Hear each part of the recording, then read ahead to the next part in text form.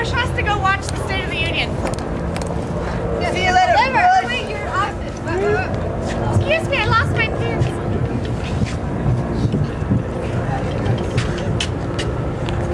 You know, almost 2 weeks ago, about 70 of us, a number of you who are in this crowd, were out in front of the White House as Bush was giving his speech justifying the escalation of the war against Iraq, justifying attacking Syria and Iran.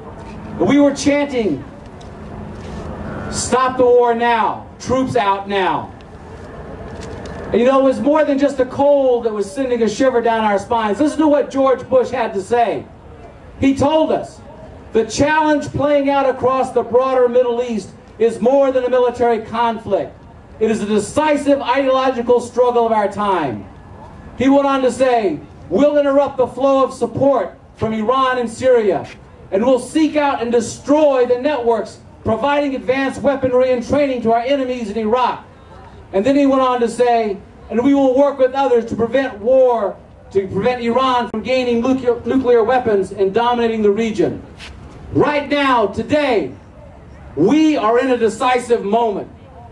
Not only is this war against Iraq being escalated, as Bush says, taking the constraints off the Marines as they go into the different neighborhoods, busting down doors and murdering people, but now they have Iran and Syria in their sights. And what happens on January 27th can play an extremely important determining role in how all of this turns out.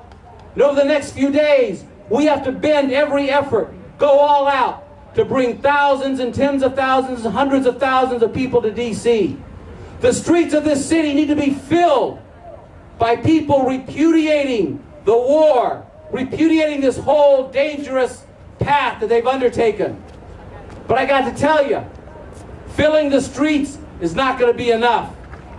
Because George Bush has told us very clearly, he said on 60 Minutes the other day, basically he didn't care what Congress said. And he said before, he doesn't care what people in this country think or what they care about, what they voted for in November. He's going to go full ahead with this war. It's like we say in the call of "The world can't wait, drive out the Bush regime." People who steal elections and believe they're on a mission from God are not going to go without a fight. We need hundreds of people joining with World Can't Wait this Saturday at 9 o'clock at 4th and Madison to distribute 100,000 flyers, 100,000 copies of our call, "The world can't wait, drive out the Bush regime," which we have several thousand copies here and urge people to take. Because this provides an understanding to people of the stakes here, of the whole path of the Bush regime, the war, the torture, the spine, the moves toward theocracy, and why it must be driven out. This is an extremely important organizing tool. And as well, we're going to be distributing 5,000 picket signs that on one side say, "The world can't wait, drive out the Bush regime," and on the other say, "Impeach Bush for war crimes." Because we have to understand, there's no way that this war is going to end. There's no way this trajectory is going to stop without a massive upheaval from below, without a massive movement of resistance by the people. Do you really think the Democrats are going to stop this? I mean, millions of you voted against this war in November. And what has been the response? Ted Kennedy said that by the time they voted to stop the funding for the surge, the horse would be out of the barn. Hillary Clinton says she has a responsibility gene that stops her from cutting the funds. The Democrats have made it clear that left to their own, they're not going to stop this. Only you, the people, and hundreds of thousands and millions of us like ourselves can stop the war. And to stop the war, we need to have a massive movement demanding impeachment, resignation. However Bush needs to be driven from office, whether he resigns, indictment, or impeachment, he has to go. This president must be stopped. These crimes must be brought to a halt. And Bush and his entire regime must be driven from power.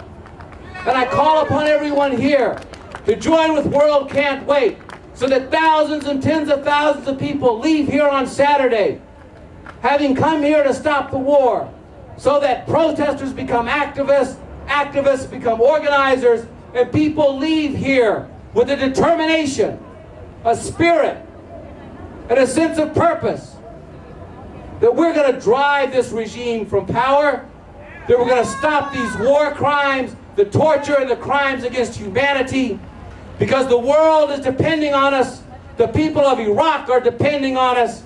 We have to stop the war now and impeach Bush for war crimes.